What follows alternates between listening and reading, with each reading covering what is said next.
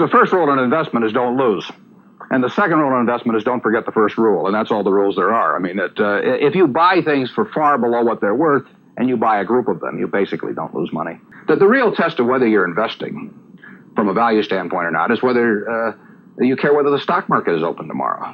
If you're making a good investment in a security, it shouldn't bother you if they close down the stock market for 5 years. All the ticker tells me is the price.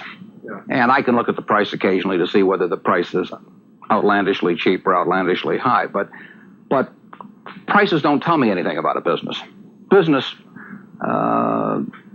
figures themselves tell me something about a business, but the price of a stock doesn't tell me anything about a business. I would rather value a stock or a business first and not even know the price, so that I'm not influenced by the price in establishing my valuation, and then look at the price later to see whether it's way out of line with what my value is. Well, if I were on Wall Street, I'd probably be a lot poorer at...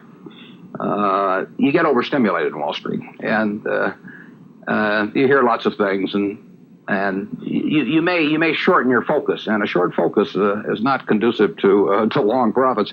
And here I can just focus on what businesses are worth, and I don't need to be in Washington to figure out what the Washington Post newspaper is worth, and I don't need to be in New York to figure out what some other company is worth. It's an intellectual process. And the less static there is in that intellectual process, really the better off you are.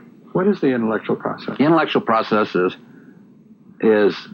defining your area of competence in valuing businesses, and then within that area of competence, finding whatever sells at the cheapest price in relation to value. And there are all kinds of things I'm not competent to value, but there are a few that I am competent to value. Have you ever bought a technology company? No, I really haven't. In 30 years of investing, not one? I haven't understood any of them. So you haven't ever owned, for example, IBM? Never owned IBM. Marvelous company. I mean, a sensational company, but I haven't owned IBM. And so here is this technological revolution going on, and you're not going to be a participant. Gone right past me. Is that all right with you? It's okay with me. I don't have to make money in every game. I mean, I don't know what cocoa beans are going to do.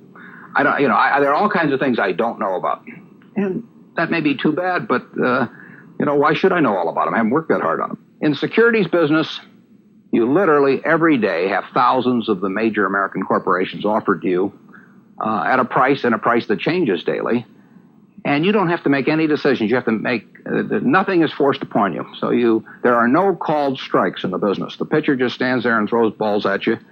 And if you're playing real baseball and it's between the knees and the shoulders, you either swing or you get a strike called on you. If you get too many called on you, you're out.